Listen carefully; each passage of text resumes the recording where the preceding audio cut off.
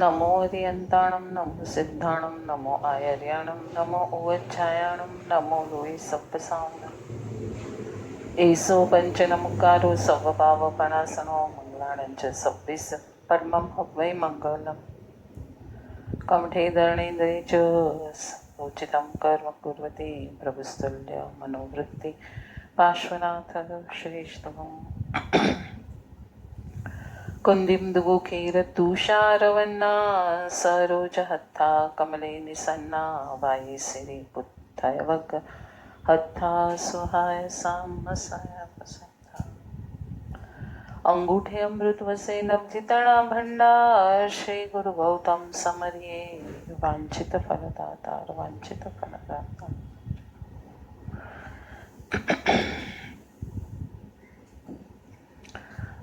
परम पूज्य महोपाध्याय श्री यशु विजय महाराज साहेब रचित સમાધિ શતક ગ્રંથ અને તેના ઉપર પરમ પૂજ્ય ભક્તિ યોગાચાર્ય યશુ વિજય મહારાજ સાહેબના વિવેચન પરના સ્વાધ્યાયનું આજનું આપણું 70th ડે છે. 78મી ગાથા, 78મી ગાથા અને 70મો દિવસ આ સ્વાધ્યાયનું છે આપણું. કાલે આપણે જોયું કે 15 ભેદે જે સિદ્ધ ભગવંતો થાય છે એ 15 ભેદ તત્વાર્થ અને નવતત્વમાં ખૂબ સુંદર રીતે વર્ણવ્યા છે.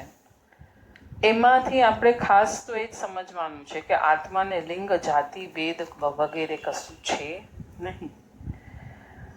અને નિશ્ચયની દ્રષ્ટિએ જોતા જ્યારે અંદર કેવળ જ્ઞાન પ્રગટી જાય છે ત્યારે બહાર ઓટોમેટિક વેશ આવી જાય છે. ભરત ચક્રવર્તી વગેરેને આપણે જોયું. આજે આપણે 78મી ગાથાને જોશું.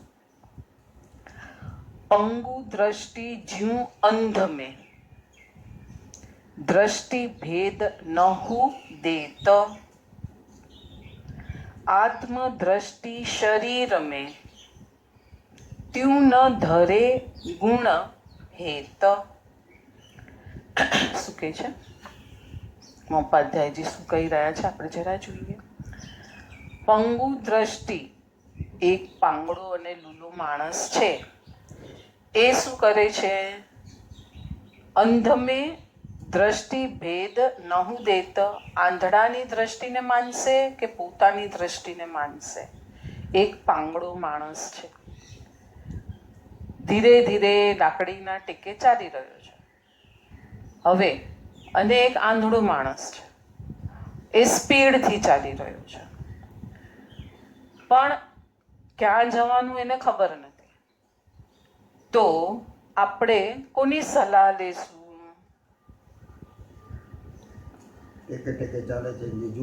જે જોઈ છે, જેને માર્ગ ખબર છે, પણ ભલે ધીરે ધીરે ચાલી રહ્યો છે. તો સલાહ આપણે જેવી રીતના દ્રષ્ટિવાળાની લેશું, અંધ દ્રષ્ટિની નહીં લેશું. બસ એ જ આપણને અહીંયા સમજાવે છે બીજી ગાથા. એટલે પહેલી લાઈન ખ્યાલ આવી. पंगु दृष्टि ज्यों अंध में दृष्टि भेद नहु देत. પાંગડો જ માણસ છે, પણ એની દ્રષ્ટિ વિકસી રહી છે, એની દ્રષ્ટિ ખુલ્લી છે, તો એને મહત્વ આપવામાં આવે છે. પણ ઝડપથી દોડતો માણસ છે, આત્માનું જ્ઞાન ખૂબ ઝડપથી લઈ લીધું છે, પણ દ્રષ્ટિનો વિકાસ નથી, દ્રષ્ટિમાં હજી અંધકાર છે, તો એની માન્યતામાં આપણે જવાય નહીં. આત્મદ્રષ્ટિ શરીર મેં, આ જ પ્રમાણે, હવે આ ઉપર એક કમ્પેરિઝન બતાવી, એ જ પ્રમાણે જો આત્મદ્રષ્ટિ શરીરમાં ધારણ કરતો હોય, શરીરના કષ્ટને આત્માનું કષ્ટ માનતો હોય, શરીરની ક્રિયાને આત્માની ક્રિયા માનતો હોય. હવે આપણે એકદમ પૂર્ણાહુતિ તરફ જઈ રહ્યા છે. 80મી ગાથા તરફ આવી ગયા અને મને લાગે છે 112 કે એટલી જ ગાથાઓ છે, લગભગ મેં જોઈ નથી, લગભગ એટલી જ ગાથાઓ છે. તો હવે આપણે પૂર્ણાહુતિ તરફ જ્યારે જઈ રહ્યા છીએ ત્યારે હવે વધારે ને વધારે મહોપાધ્યાયજી અંદરના ગૂઢ રહસ્ય ખુલશે. અને આપણે બી શરૂઆતથી જો બરાબર સ્વાધ્યાયની સાથે જોડાયેલા હશું તો આપણને બરાબર આ વસ્તુ સ્થિતિ શું છે એનો ખ્યાલ આવશે કે આગળ પહેલા શું કઢાવ્યું, હવે શું કઢાવવા માંગી રહ્યા છે. એટલે આત્માની દ્રષ્ટિને શરીરમાં ધારણ કરતો નથી, અર્થાત અંતરાત્મા શરીરથી ન્યારો રહે છે અને એ જ એના ગુણોનું કારણ રૂપ બને છે.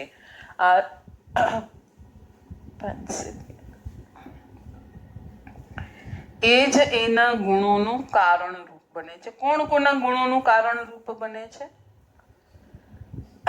અંતરાત્મા પર જે દ્રષ્ટિ છે એ જ એના ગુણોનું વિકાસનું કારણ બને છે. બીજું કોઈ એના વિકાસનું કારણ બની શકતું નથી. એટલે દ્રષ્ટિ હજી બી આપણને ગુટાવે છે. કેમ? કેમ કે અનાદિકાળમાં આપણે કોઈને કોઈ ધર્મ તો પાળ્યો છે. ધર્મ પાળ્યા વગર તો કોઈ જીવ રહી શકતો નથી. જ્યારે જ્યારે આપણને સંગી પંચેન્દ્રિય મનુષ્યપણું મળ્યું એમાં આપણે કોઈને કોઈ ધર્મ પાળ્યો છે. અને દરેક દર્શન છેલ્લે આત્મા સુધી જ લઈ જાય છે. પણ ક્યારેક આપણે કહ્યું ને ઇન્ટરપ્રિટેશન, એમાં શું થઈ ગયું, દેહના ધર્મને ધર્મ માનવામાં આવ્યો. તો એવા ધર્મ પણ આપણે ઘણા કર્યા કે દેહથી થાય છે તે ધર્મ, દેહથી ધર્મ કરશું તો મોક્ષ મળશે. આપણે આમાં ગણધર્વાદ જ્યારે સાંભળીએ ત્યારે શું કહીએ છીએ આપણે કે સૌમિલ બ્રાહ્મણે ઉત્તમ યજ્ઞ શા માટે કરાવ્યો કે એને દેવગતિ, ઉત્તમ ગતિ યજ્ઞ થકી મળશે. તો આવા બધા કારણો શાસ્ત્રમાં આપ્યા જ છે આપણી પાસે. પણ જૈન દર્શન જે આત્માની ક્રિયાથી જ આત્મા મળે છે એ ફક્ત જૈન દર્શન જ એના પર બરાબર આપણું કહે ને બાયનોક્યુલર રાખીને હવે તું સર્ચ કર એ કરાવડાવે છે. જ્ઞાનમાં ડૂબેલ વ્યક્તિત્વના આનંદને કઈ રીતે કહી શકાય, વર્ણવી શકાય નહીં. કેમ કે એ તો કેવું છે, શબ્દાતીત છે, ભાષાતીત છે. મુનિ જીવનમાં જેમ જેમ સાધક આગળ વધતો જાય, મુનિ જીવનની વાત કરી છે, તેમ તેમ તેજોલેશ્યા ચિત્ત પ્રસન્નતા વધે છે. એવું જે ભગવતી સૂત્રમાં કહ્યું છે તે આવા જ્ઞાનમાં ડૂબેલ સાધક માટે કહ્યું છે. જ્ઞાનસારમાં બી આ શ્લોકની કોટેશન્સ લેવામાં આવ્યું છે કે અધ્યાત્મ ઉપનિષદ અને આચાર ભગવતી સૂત્ર એ બધી ઘણી જગ્યાએ લેવામાં આવ્યું છે. 1 વર્ષની દીક્ષા પર્યાયનું બેલેન્સ શીટ શું? જો આપણે બી વર્ષનું બેલેન્સ શીટ કરીએ છીએ અને ત્યાં પણ 1 વર્ષની દીક્ષા પર્યાયનું ફળ શું? તો કે પહેલા દિવસથી એની લેશિયામાં પરિવર્તન આવી ગયું. લેશિયા શું છે? લેશિયા શું છે? કશાય રંજિત ભાવો છે. અનાદિકાળના જે અશુભ સંસ્કારો છે જે કૃષ્ણ નીલ કાપૂત બનીને પડ્યા છે અંદર, જેના ઉદયો ચાલુ જ છે, કેમ કે બાંધ્યા છે. અત્યારે પણ કોઈને કોઈ ઉદય આપણો ચાલુ જ છે. પણ તમે જો ચિત્તની પ્રસન્નતામાં જાઓ છો તો એ લોકો ખરી જાય છે અશુભ, અને જે શુભ છે એ અશુભ છે એ શુભમાં પાછું કન્વર્ટ થાય છે. આખો આ ડીપ વિષય છે, પણ આપણે એને સામાન્યથી આટલું સમજીએ. નહીં તો કોઈ દિવસ મોક્ષ માર્ગ થાત જ નહીં. કે જો અશુભનો ઉદય આવે છે ને પાછો એમાં ભળી જશે તો પાછો બંધ થશે તો આ સર્કલ કદી બ્રેક થશે જ નહીં. તો 1 વર્ષના મુનિની શુદ્ધિ બતાવવા માટે ભગવતી સૂત્રમાં કીધું છે કે તેજોલેશિયા, પાછું શું કહે છે કે અનુત્તર વિમાનનો જે દેવ છે જે સુખ ભોગવતો હોય ત્યાં એનાથી ઘણું વિશેષ સુખ મુનિ અહીંયા અંદર ડૂબીને ભોગવી શકે છે. એટલે કયા જ્ઞાનમાં? જે પોતાના અંદરના વ્યક્તિત્વના આનંદમાં ડૂબેલો હોય એ આનંદને અહીંયા સાધક સત સાધક એવું કહ્યું છે. એક સ્પષ્ટ પ્રતીતિ અહીંયા થયા કરે છે. આત્મા, જો શું કેટલું ફાઇન લખ્યું, એક સ્પષ્ટ પ્રતીતિ અહીં થયા કરે છે. કન્ક્લુઝન આવે છે હવે. આત્મતત્વ સિવાયના તમામ અનાત્મો સાથે પોતાની દૂરી છે અલગાવ છે, કોઈ પણ અનાત્મ તત્વ સાથે પોતાને કશું લાગતું વળગતું નથી, એ એને ફિલિંગમાં આવે છે. એટલે શું ગુચરી નહીં જાય, સ્વાધ્યાય નહીં કરે, ગુરુની વયાવચ નહીં કરે? હજી તો નૂતન દીક્ષિત સાધુ છે, બધું કરશે તો બધું, પણ શું કરશે? ભળશે નહીં. ભેદ જ્ઞાન કરતો આગળ જશે. દેહથી પણ પોતાની ભિન્ન છે એવી પ્રતીતિ, દેહમાં કંઈક થઈ રહ્યું હોય અને એ જોવાનું થતું હોય. કેટલું ફાઇન! દેહમાં કંઈક થઈ રહ્યું હોય, આયુષ્ય કર્મ છે, નામ કર્મ છે, શાતાવેદનીય કર્મ છે, આ બધા કર્મ છે એ બાંધ્યા છે આપણે, તો એ તો ઉદયમાં ચાલુ છે, તો કંઈ ને કંઈ તો થવાનું છે. તો એને શું જોઈએ? જોયા રાખે છે. એ અનુભવને સજ્જાયકાય મહર્ષિએ ગજસુકુમાર મુનિના શબ્દોમાં આ રીતે મૂક્યા: મારું કંઈ બળતું નથી, જી બળે બીજાનું રે એહ, પાડોશીની આગમાં જી આપણો અળગો ગેહ. કેટલું ફાઇન! આમાં આગળ કથા આમાં આવી હતી ના? વ્યાખ્યાનમાં સાહેબજીએ કીધી હશે ઘણી વાર. તમને ખબર પડે કે બજારમાં આગ લાગી છે, તમે ઘરે બેઠા છો.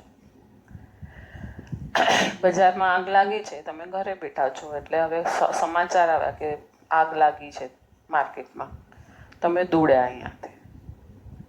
હવે તમે દોડ્યા, પણ વચ્ચે કોઈ મળી ગયું, તો કે માર્કેટમાં આગ લાગી છે, પણ તમારી દુકાન તો એકદમ બચી ગઈ છે. પાડોશીની દુકાન છે ને એ સાવ ખાક થઈ ગઈ છે.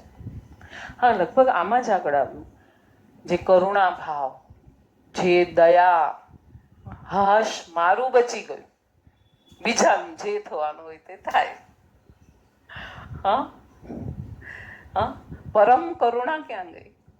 ના આવી ને? તો બસ એ જ વસ્તુ અહીંયા ગજસુકુમારે સાધનામાં એને આખી કન્વર્ટ કરી નાખી, કે જે બળી રહ્યું છે પાડોશીનું છે, શરીરનું છે, આ ભાવનું છે, એક વખતનું છે. તો એ ભલે બળતું, મારું તો બધું સચવાઈને પડ્યું છે ને. પાછું મારું કેવું સચવાયેલું પડ્યું છે, જેને કોઈ બાળી ન શકે, છેદી ન શકે, ભેદી ન શકે, તોડી ન શકે, ઓછું ન કરી શકે.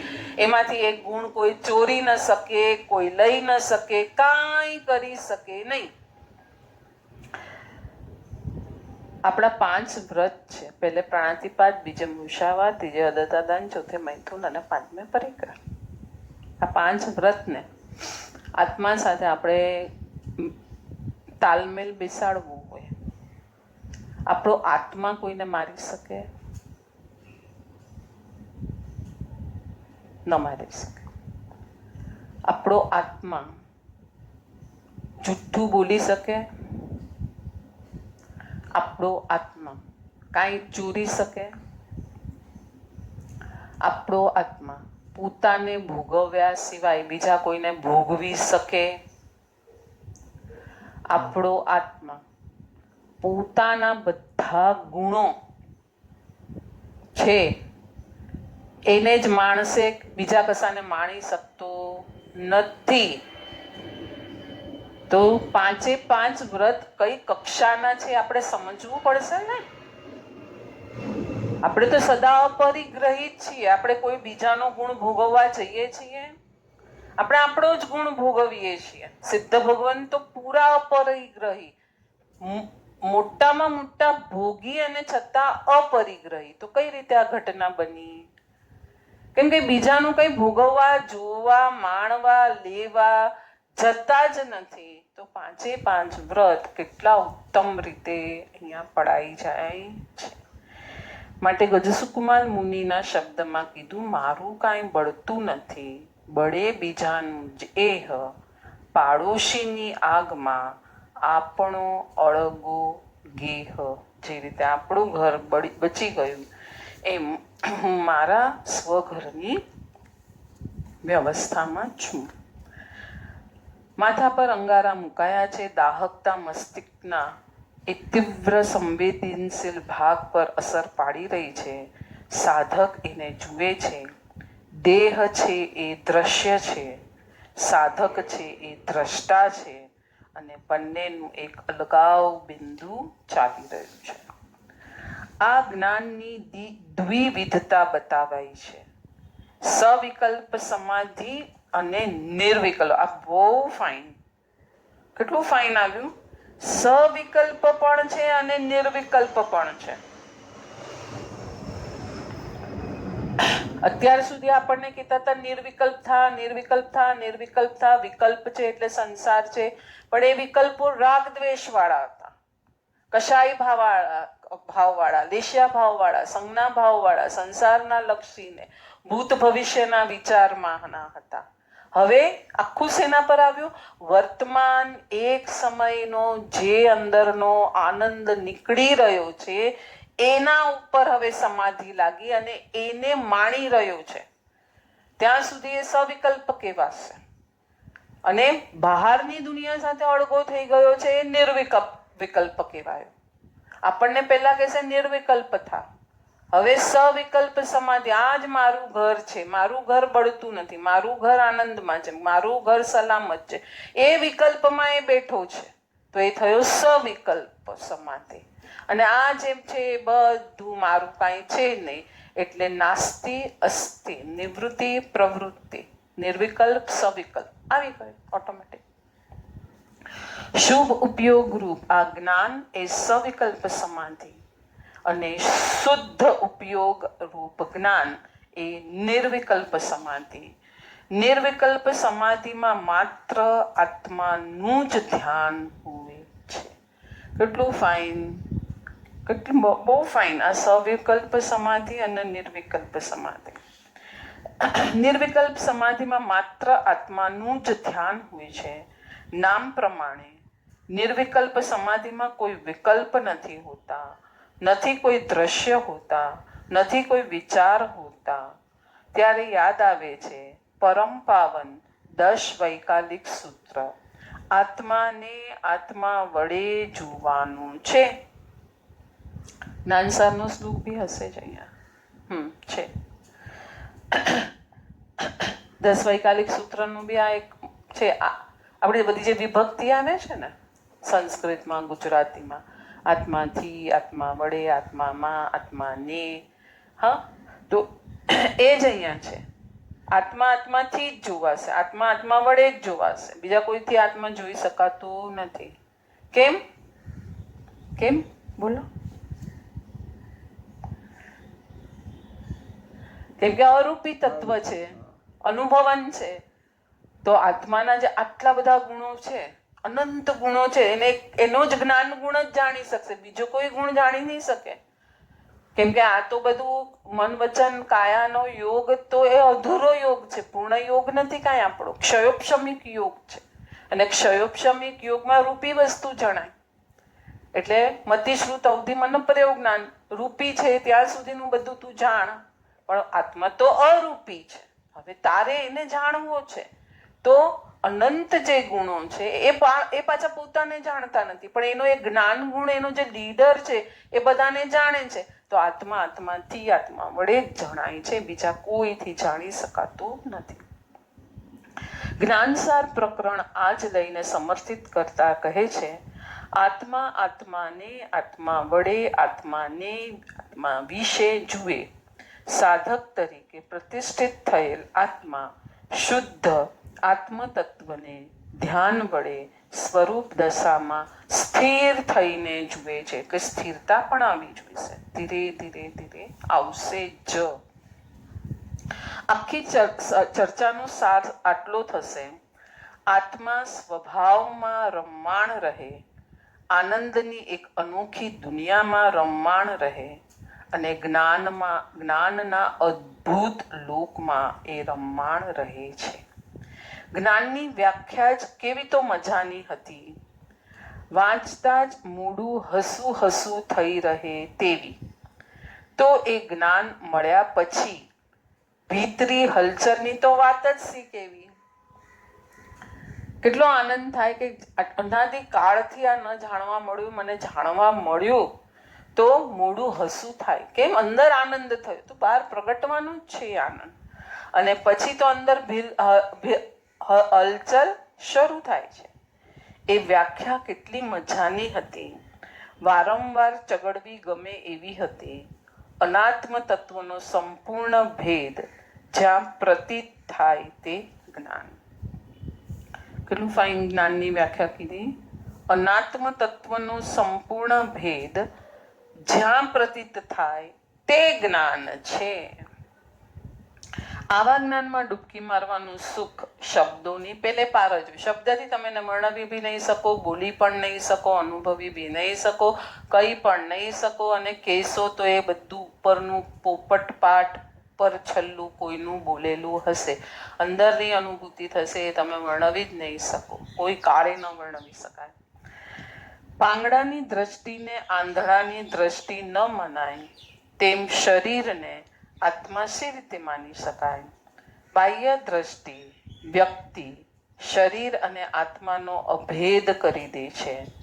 સાધક તો શરીરથી આત્માને બિલકુલ ભિન્ન માને છે. સાધક હું શબ્દથી કોને પકડશે? સાધક હું શબ્દ વડે આનંદ ઘન આત્માને સ્વીકારે છે. અને એક બહુ મજાની વાત એ છે, સાચું હું જ્યારે પકડાય, કેટલું ફાઇન કીધું, સાચું હું જ્યારે પકડાય ત્યારે ખોટા બધા હું છૂટી જાય છે. 80મી ગાથા તરફ જઈએ. સ્વપ્ન વિકલતા દિક્દશા. સ્વપ્ન દશાને કેવી દશા કીધી? વિકલતા વાળી, ઉન્મત્તપણા આદિ દશાને ભ્રમરૂપ માને છે. સ્વપ્ન દશા. સ્વપ્ન દશા સત છે ના, પણ સ્વપ્નમાં કંઈક કરી તો આવ્યો કે નહીં? હા, આખું ખેતર ખેડી કાઢ્યું, પછી પાક લણી લીધો, પછી પાક ઉતારી લીધો, પાક વેચી લીધો. હા, શેખ ચેદીની આખી કથા છે કે નહીં? તો સ્વપ્નમાં એણે બધું કર્યું કે નહીં? પણ અહીંયા શું કે છે? સ્વપ્ન વિકલતા દિક્દશા ભ્રમ માને વ્યવહાર. વ્યવહાર નહીં પણ છે અને નિશ્ચય નહીં પણ છે. બેવ નહીં સત છે અને બેવ નહીં પોતપોતાની સ્થાને જીવોની યોગ્યતા પ્રમાણે એને સમજાવે છે. અને બેવ નહીં છેલ્લે વિનાશ પામે છે. આપણે આગળ જોયું ને નયાતીત, કે તું નયના ઝઘડામાં જો પડ્યો રહ્યો તોય તારો વિકાસ નથી. પેલા વ્યવહાર નહીંથી એને સમજાવશે, પછી નિશ્ચય નહીંથી સમજાવશે. હવે કોઈ નય જ નથી આત્મામાં, નયાતીત તું થઈ ગયો.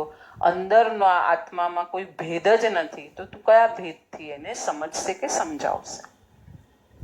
વ્યવહાર નહીં સ્વપ્ન દશાને અને વિકળતાના ઉન્મત્તપણા આદિ દશાને ભ્રમ રૂપ માને છે.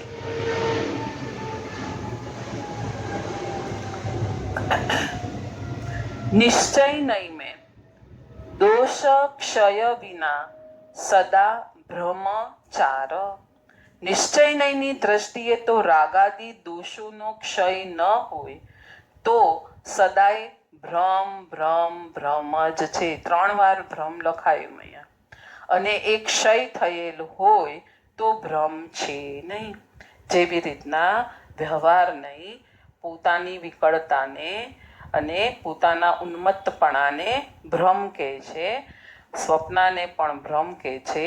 આ વ્યવહાર નહીં છે, નિશ્ચય નહીં કહે છે. એટલે વ્યવહાર નહીં જે તમે શરીરને આત્મા માન્યો છે એને છોડાવવા માટેની બધી મહેનત લે છે. પછી શરીર અને આત્માનો ભેદ કર્યો, પણ આત્મામાં જે રાગાદીનો બધા દોષો ક્ષય નથી થયા અને અંદર હજી બધા રાગાદીને માણતો બેઠું છે, તો એને પણ ભ્રમિત જ કીધું છે. એટલે ત્યાગ અને વૈરાગ્ય આ બંને બહુ માર્મિક વસ્તુ છે, સમજણની વસ્તુ છે, સૂક્ષ્મ વસ્તુ છે અને એને બરાબર સમજવી જોઈશે. ખેડૂત રાત્રે ખેતરે હતો. પાકની રખેવાળી માટે થાકને કારણે ઊંઘ આવી ગઈ અને સ્વપ્ન આવ્યું. પોતે રાજા બની ગયો. મનુષ્યની અતૃપ્ત એષણાઓ પણ સ્વપ્ન રૂપે ટપકી પડતી હોય છે. રાજાને જોયા પછી તેની રિદ્ધિ સિદ્ધિ ગમી ગઈ. હવે શું? સ્વપ્નમાં એ રાજા બની ગયો. જે તમે દીવા સ્વપ્ન દિવસે જે પૂતગલોનું ચિંતન કર્યું છે, આપણામાં કલ્પસૂત્રમાં આપ્યું છે, સ્વપ્ન આવવાના અનેક કારણો છે. એમાંનું એક કારણ આ છે, તમે દિવસે જેનું ખૂબ ચિંતન કર્યું છે એની કંઈક છાયા તમને રાત્રે સ્વપ્નમાં આવશે. હવે શું? સ્વપ્નમાં રાજા બની ગયો. 5 દીકરાઓ છે. અચાનક કોક અગમ્ય માંદગીમાં પાટવી રાજકુમાર પટકાયો. રાજવૈદ્યની દવાની અસર ન થઈ, એ ગુજરી ગયો. બીજા 4 પણ ગયા. સ્વપ્નમાં એ હલબલી ગયો. 5 દીકરાઓ મરી ગયા. અને રોકકળનું વાતાવરણ. અને એના ઘરે ઘટના એવી બની કે રાત્રે 10 વાગે સાપ નીકળ્યો. ખેડૂતના એક જુવાન જોત દીકરાને એ ડંખ્યો અને તે મરી ગયો.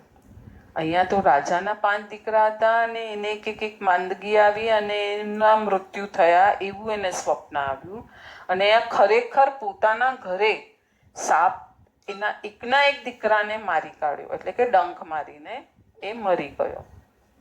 હવે ખેડૂતને ખબર તો આપવી જોઈએ. 2 જણા ફાનસ લઈ અંધારી રાત્રે ખેતરમાં આવ્યા. એને જગાડ્યો. ચાલો ઘરે ચાલો. ખેડૂત ઘરે આવ્યો. જોયું તો જુવાન જોત દીકરો નિશ્ચેતન પડ્યો છે. સ્તબ્ધતા એની આંખોમાં છે, પણ એ રડતો નથી. આવા સમયે ખૂબ રડાય તો દુઃખ હળવું પડે. એને રડાવવા માટે બીજા કહે છે, જુઓ આ જુવાન જોત દીકરો આપણને સૌને મૂકીને ચાલતો થઈ ગયો.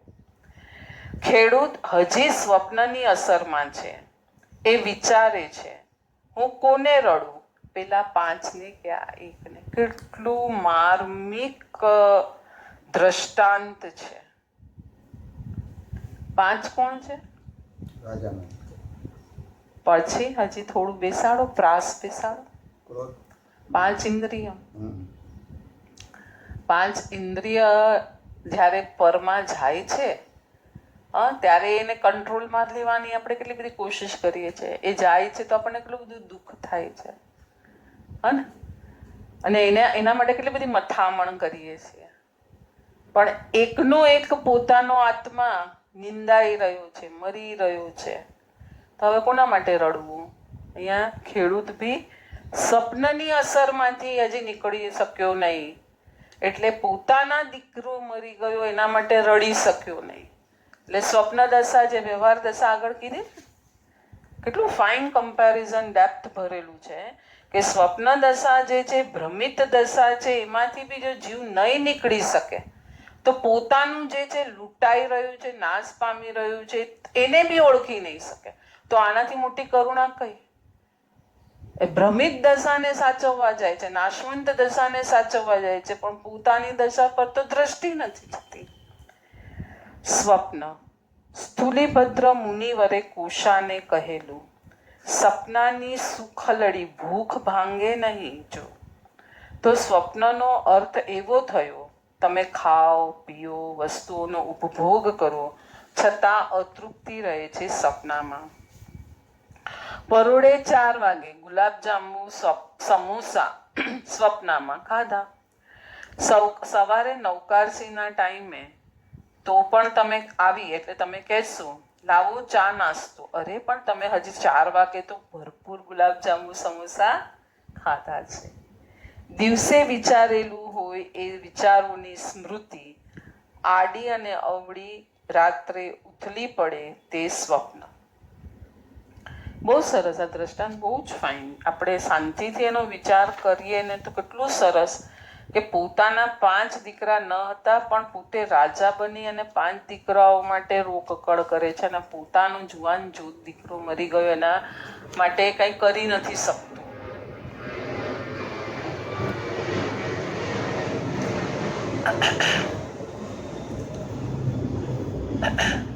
બુદ્ધની પાસે એક સાધક આવે. એણે કહ્યું, મને સાધના દીક્ષા આપો.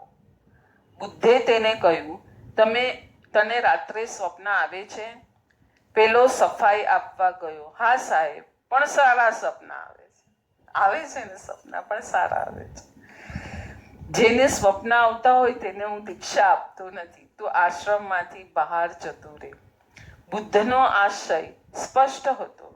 સાધકે દિવસે ભરપૂર સાધના કરી હોય, રાત્રે તેનું શરીર શ્રમને કારણે ઘસઘસાટ નિંદ્રિત બને, તો એવીની નિંદ્રામાં એને સ્વપ્ન ક્યાંથી આવે?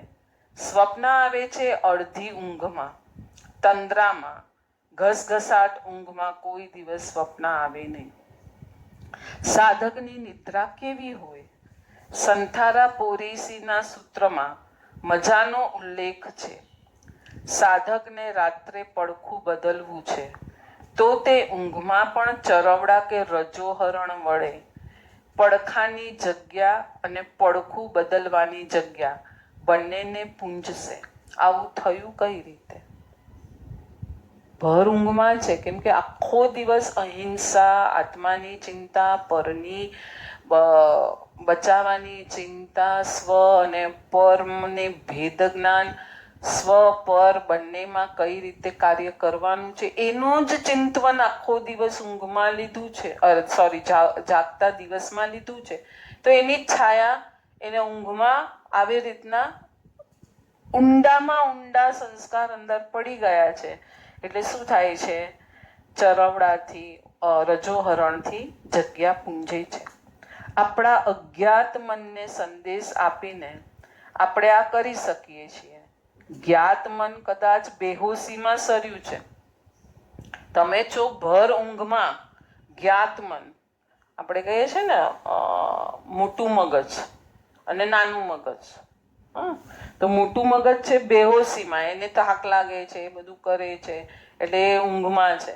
પણ અજ્ઞાત મનમાં કેટલા ભવોના સંસ્કાર છે, કેટલા કશાયો ત્યાં સ્ટોર કરીને રાખ્યા છે, કેટલી સંજ્ઞાઓ ત્યાં સ્ટોર થઈને પડી છે.